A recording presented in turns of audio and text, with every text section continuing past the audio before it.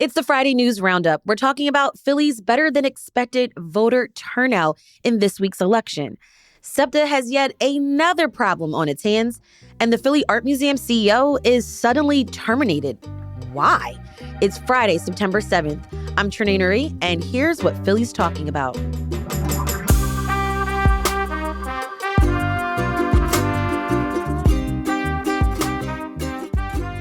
Joining me this week at the Filler Club is CityCast Philly executive producer Matt Katz. Hey, Matt.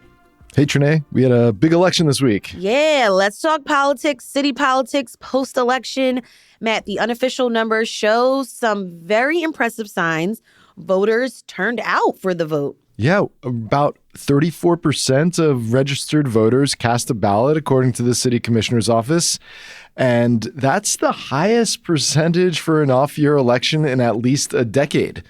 4 years ago, 2021, which is another off-year election, meaning it's not like there's no president on the ballot, no Senate, no governor.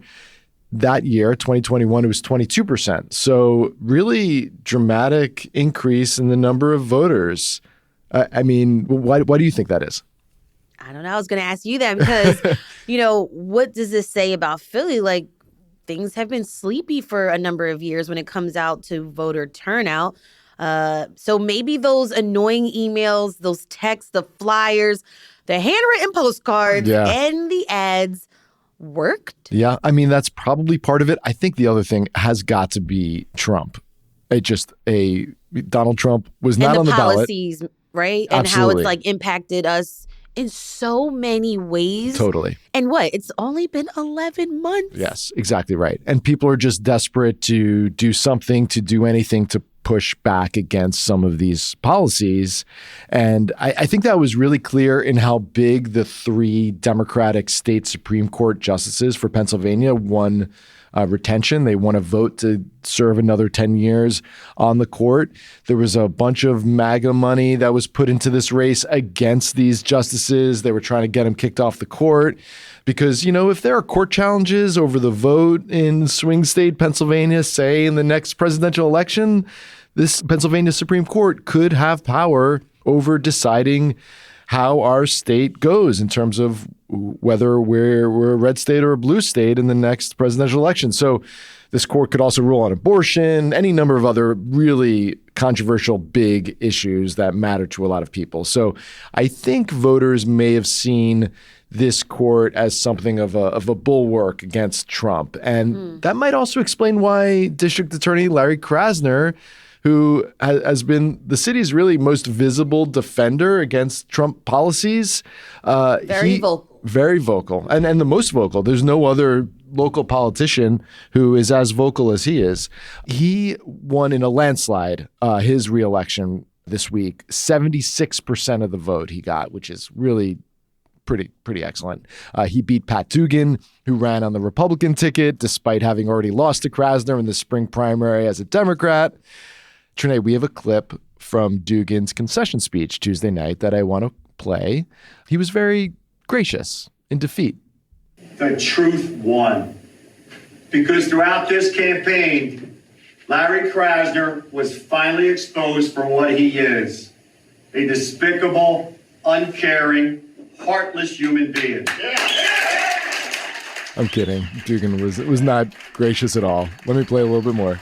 He looks at death, at carnage, and the unspeakable suffering that results from his policies, and he shrugs. Oof. Not to mention, right, those sound bites were really like, wait, what? But he came out to the Rocky music. Yeah. Like, Rocky wins. Yeah, that's not Eventually. what happened. Yeah. Or at least he keeps it close too. Or I guess maybe the interpretation was, I'm gonna keep fighting. Maybe that's it. Yeah, maybe that's it. Normally, though, you get like, I called my opponent. I wished him well. Well, yeah. We both care about the city of Philadelphia. Because apparently he wasn't going to be a Republican candidate. Right. Remember? That was just a few months ago when we spoke to him on the show. And then things changed. And Ay, ay, ay. And then he calls Krasner a despicable, heartless human being. I mean, it's pretty... That's harsh, I think. It was pretty harsh. But I will say, though, when we were talking about this story in our pre-production meeting, I let you know that there's a sign if you're coming off of Kelly Drive or on and you're on Ridge Ave, headed to Roxborough, there's a sign big as ever. It says "Fire Krasner." Yeah. So I think there is still some disdain for Krasner in this office for some Philadelphians. Sure. I mean, he 1 out of 4 people voted for Dugan, 1 out of 4 Philadelphians. So that's not nothing. And he won parts of the Northeast. He won a precinct in deep South Philly, Dugan did. So that, part of Philly does, I guess, believe that Krasner is a heartless, despicable, uncaring human being. Or maybe they just don't agree with his policies. Exactly right. But yeah, I think we should probably do an episode in the coming weeks about, what this third term is going to look like. I mean, this is a DA who got notable recognition in Philly, in our region, in our state, and across the country. Yes. As a progressive leader. For his part, in Krasner's speech after his victory, he did not mention Dugan, and he did not actually talk about what he's going to be doing in his third term. He just went after Trump.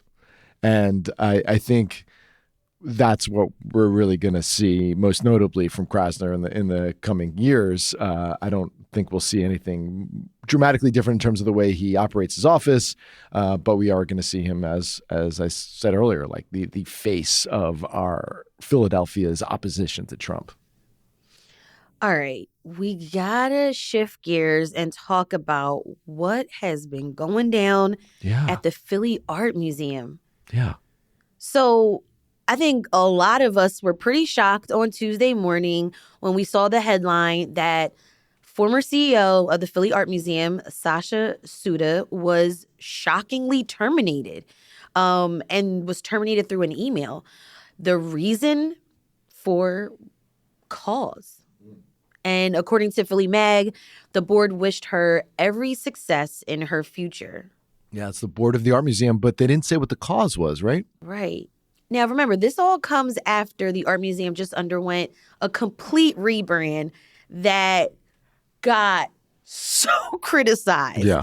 Like, a lot of people just didn't like it. I can't even, quantify it, really, but a lot of people didn't like it. In fact, the morning she was fired, the Inquirer on the front page had an article about how everybody, or a lot of people, didn't like the new rebrand for the Art Museum. So first, what we thought was the reason why this firing happened. It seemed that the timing seemed to connect. And we should talk a little bit about the rebrand.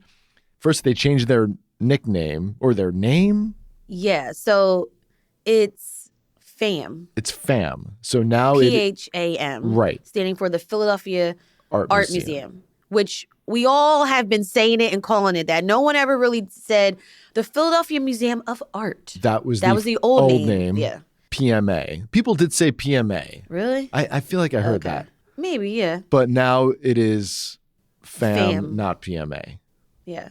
So that was part of the rebrand. And the other was this logo. The logo looking like a soccer sports team crest. Or as the Inky put it, also people said it looked like a clothing brand for teens or a beer label. Yeah. Yeah. And you can see for yourself, it's draped now in front of the Art Museum above the Rocky Steps, like is huge banner with the new black and white logo. Which was created by a Brooklyn firm. Yeah, people did not like that. So the Inquirer article the day of the firing said that the rebrand, quote, surprised the locals and board members. Right. So, and then they had a quote from a board member. Basically, the board never approved the rebrand. Which is, come on, this is the board of the Philadelphia Art Museum. These are big muckety mucks in the city. Like, don't y'all communicate? Yeah, come on. Say, hey, this is my plan. I'm going to be rebranding it. And here's the mock-ups Yeah. choose which one you want, maybe. Y'all don't got Slack or email or something? Right. So odd. So we assumed that the firing was because of this rebranding mess. But here's the rub. We read this article in August in the Philadelphia Citizen that might give us a hint about what happened here. You have that in front of you, what it said? It says some longtime board members are displeased with SEPTA for focusing too much, they say, on inclusion. For what they consider a narrow focus when it comes to exhibitions and for a slow start to fundraising. Inclusion is really the key word there, right? Right. Because that was like what her tenure came to be known for, and it seemed positively in some circles. So after she was hired in 2022, SEPTA promised that she would implement a, quote, equity agenda. And she promised that by 2025, there would be 40% of employees from diverse backgrounds and $5 million raised for African-American art. And she was definitely diversifying things. She brought in more work by female artists, cultural heritage months with local artists, performances by community groups in order to really diversify the visitors to the museum. And then there was this exhibit, The Time Is Always Now. Artists reframed the Black figure. Loved it. It was incredible. Loved it. Same. And I went to a night event. They had like a Friday. The music, right? Yeah. And it was jammed, and it was a vibe in there. It was awesome, and the art was just like breathtaking. Yeah. But given what the Citizen article said, it seems like this was all considered too DEI for the art museum board's taste. Is that the sense you're getting? That's what it's given. So then I dug a little deep, and I was like, all right, could it be about this whole inclusion thing? But like back to when they hired her in June 2022, currently right now on the website, visit fam.org/administration. It literally says, in June 2022, the board elected Sasha SEPTA as the museum's new director and CEO, making a shift toward new generation leadership and a commitment to civic engagement. So they wanted this. Literally what she did. Yeah, right. But, the mood in the world is different when it comes to diversity. However, Philadelphians are very vocal about it. Yeah. I just want to shout out Isabella Segalovich, who goes by Interstellar Isabellar on Instagram or on social media. She's an art historian here in the city, and she's been a guest on CityCast Philly before. And she pointed out very similar things, that this termination is probably a little deeper, and it probably involves the whole inclusive aspects of SEPTA's leadership. Yeah. And a backlash to that, maybe. Yeah. Some sort of anti-DEI backlash that may be coupled with the rebrand mess led to her removal. We hope they get some new and stable leadership soon. I mean, it is a jewel of our city. We love the art museum. But we also love amazing exhibits that really showcase true life. Yes. Or just true creativity from various artists that challenge us and how we're thinking about life right now. Absolutely. And in the future. And maybe the past. All right, we've got some more news after the break.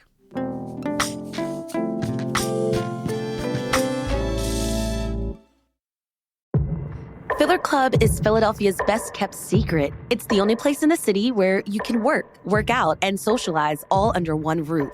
Right in the heart of Philly, across from 30th Street Station, Filler Club is a private membership club built for modern city life. With multiple co-working spaces, more than 50 businesses on site, and a state-of-the-art fitness center featuring 2 full floors, personal training, an indoor pool, golf simulators, and even a cold plunge.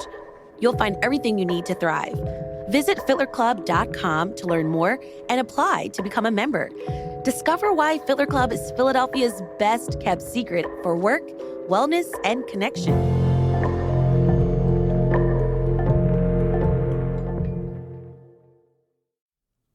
All right, it's that time again. We got to talk about contract negotiations, and this time between SEPTA and its largest employee union, the Transportation Workers Local 234. Their current contract expires today. But according to the Inky, it looks like both of the sides are actually in talks and it's in good faith right now, which is a good sign because we are coming out of still no Pennsylvania state budget.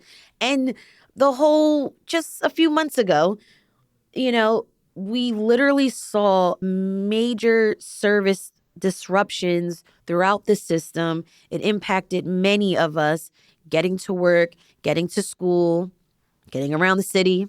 And so it's kind of like, oh man, SEPTA has to go through another major thing. Yeah, I know. They just seem like they're constantly juggling crises. Last month, it had to postpone capital projects indefinitely and use that money to keep service going after the state Senate Republicans refused to send the money that was needed to keep operating the system as is.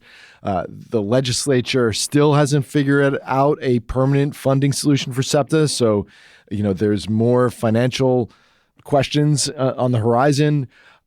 And meanwhile, the feds are breathing down SEPTA's neck right now. Trump's transportation secretary had another press conference this week about SEPTA because SEPTA must inspect its regional rail cars after a series of fires in those cars. They have until next week to finish inspections of the 225 cars in the fleet. Otherwise, there's going to be some consequences coming down from the federal government. So they're dealing with that as well. Now, going back to the union and the contract negotiations, this is a union that represents 5,000 members. There has not been a strike authorization vote, but there have been work stoppages in the past over these contract negotiations. And especially like you just said, this transit agency is going through a lot of financial uncertainty right now. Yep. But we will keep an eye out for any updates in these contract talks. In some other labor news this week, hotel workers got a new contract. After a 4-day strike, workers at the Hampton Inn in Center City received a new contract promising higher pay, better benefits, and improved working conditions. And that's important because workers there were among those at 8 hotels in Center City who had been operating with expired contracts. And all of this and the SEPTA stuff is important because next year, 2026, is supposed to be our biggest tourism year ever. We've got all these national sporting events. We, of course, have the 250th anniversary of the founding of the country. So we need both our public transportation system to be operating completely and fully, and we need our hotels to be open and our workforce at these hotels to be making a living wage. Matt, you just brought something up. We need all these workforces, and we also need a functioning airport. Oh, my God. What the hell is going on? Not only do we have a state budget that's almost 5 months late, we also have a federal government shutdown. And one of the results of that is that the TSA workers can't get paid. So the federal government is reducing air traffic by 10%. And that has something to do with the fact that 2 terminals at PHL at our airport are being shut down. Terminal A West and Terminal F are closed. Flights are delayed. American and United Airlines said that they're reducing flights. And this is happening at 40 high-traffic airports across the country, and Philadelphia is one of them. The government shutdown also affecting SNAP. I mean, that is the most immediate emergency. SNAP is either frozen or partially frozen, depending on the moment, really. It's hard to follow everything that's happening with SNAP. I mean, there's judges involved, there's the states involved. The city, Philadelphia, estimates there are close to 500,000 residents who face a disruption in their receipt of SNAP benefits. The Parker administration, the mayor, is allocating several $1 million to support city residents affected by this. They're distributing that money to local food security organizations, food distribution agencies, and the state has also set up a SNAP emergency relief fund. But we do hope that people get their money on their SNAP cards and their EBT cards back as soon as possible. Absolutely. And I just want to say, shout out to the administrations, the powers that be, for quickly jumping on this. Also, so many restaurants in the city have stepped up to support families and households, local groups, individuals. It is so inspiring, I would say, yes, to see all of us come together in various neighborhoods to offer food assistance, groceries, toiletries.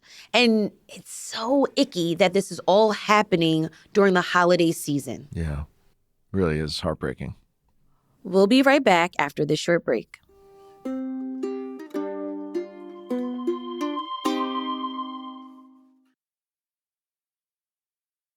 Matt, you sick? Do you have a bit of a fever? I've got Sixers fever, Trenae. Hey, there we go. There is never a better time to be a Sixers fan than in the fall before they start sucking. It is the best. Well, what's the hack for getting good seats? Because I gotta be there Saturday or Sunday. Yeah, I'm hoping to go on Saturday. They're playing the Raptors at 7:30, and I heard that if you buy right before the game, even at tip-off, tickets, the prices drop dramatically. Because I really want to sit in the 100 section. Yeah, I don't want to go up in the I rafters. don't want to go to, yeah. But 200. I was looking last night, and it's $100 a ticket, approximately, for the sort of the worst low seats. You're a little bit obstructed, you're kind of behind the basket.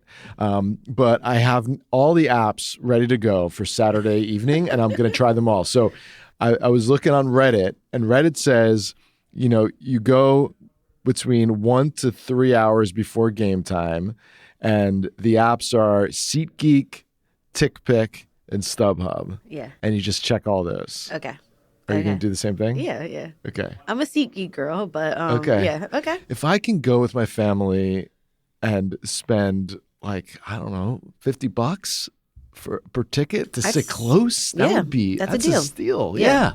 I mean, it costs $24.99. I think if you get the monthly pass on Peacock. Oh wow. So it kind of. Or you're paying money to watch on TV. Exactly. Might as well just go to the game. If people want to join us for the game, here are the storylines for the new season. Joel Embiid, our star over the last several years, he doesn't play every day anymore because they're really trying to take care of him because he always gets banged up, and then he usually gets particularly hurt toward the end of the season, the playoffs, right? So you're not going to see a lot of him, but we've got our sophomore sensation, Jared McCain. He's back from injury. And then we have our rookie, the number 3 pick in the 2025 NBA draft, VJ Edgecombe. Hey, let's go. Number 77. He's been lighting things up. He also seems like just he's a sweet guy, doesn't he? Sweet guy. Charles Barkley was getting on him about him not having art in his apartment or something. And we need a sweet guy, especially after Joel Embiid this week got a $50,000 fine for making a lewd gesture on the court. Oh, yes. Come on, Joel. I saw it. He's supposed to be the leader. He's supposed to show us, but you're hey. He's acting like a middle schooler on a SEPTA bus. He'll have no problem paying that $50,000 fine, though, because he sold his penthouse this week in Old City over at Walnut and Front for $3.6 million. Damn. He's moving to the suburbs with his family. The penthouse is 3,500 square feet. Mm-hmm. It has a deck, private pool, views of both the Delaware River and the Philly skyline. So, Trenae, I hope you enjoy your new digs. Thank you. Thank you so much. Congratulations on the purchase. I'll have you guys over. Great. Are you having a party there this weekend, or are you doing something else? No, I'm actually going to support a free breakfast program that is happening on Sunday. Oh, where? My friend, okay, remember when we went to the Best of Philly event? At FAM? Oh my God, it was at FAM. At the FAM. Well, I became like really great friends with Caitlin. Caitlin is the owner of Fistful of Flowers over in Kensington. She is hosting the Breakfast Club. Free breakfast every Sunday in November. This happens 8 a.m. to 11 a.m. I know it's kind of an early start, y'all, but go out, support. You got to reserve your spot. She's been getting like thousands of DMs now. Reserve your spot, send the DM. There's a fixed menu. Just show up, support. That's awesome. Yes. Great. Enjoy. Shout out to Caitlin. I'm going to be eating. Are you going to be running? No, but I'm going to root the runners on this weekend. On Saturday is the Rocky Run. There's 30,000 runners that are signed up for this. So they don't do the real Rocky Run like the montage in Rocky 1. Because it wouldn't make any sense. It was 31 miles also, and it doesn't just make any like, sense. It was like, Kensington, South Village, all over the place. So this run is around the Parkway and around Kelly Drive. There's 3 different races. There's a 5K, a 10-mile, and a 13.1-mile race. So good luck to everybody participating in that. And if you're not, then look out for the road closures, which always happen when they have events over there. And then on Sunday, actually in the same spot, beginning at 21st and the Parkway, is the Veterans Parade in advance of Veterans Day next week. And that's followed by a Veterans Festival at Eakins Oval with games, vendors, beer garden, food trucks. So if it's nice out, I think it will be, check that out. And before we go, you can support us, support the show, by becoming a CityCast Philly neighbor at membership.citycast.fm. It comes with tons of perks. One of those perks is I will shout you out personally and shout out your favorite business or event that you're really interested in. And we have like members only events, some swag, lots of things. And we got some things cooking up for the new year. So head over to membership.citycast.fm. Matt, thanks for chatting with me this week on CityCast Philly. Have a great weekend, Trenae. Go Sixers. Yay.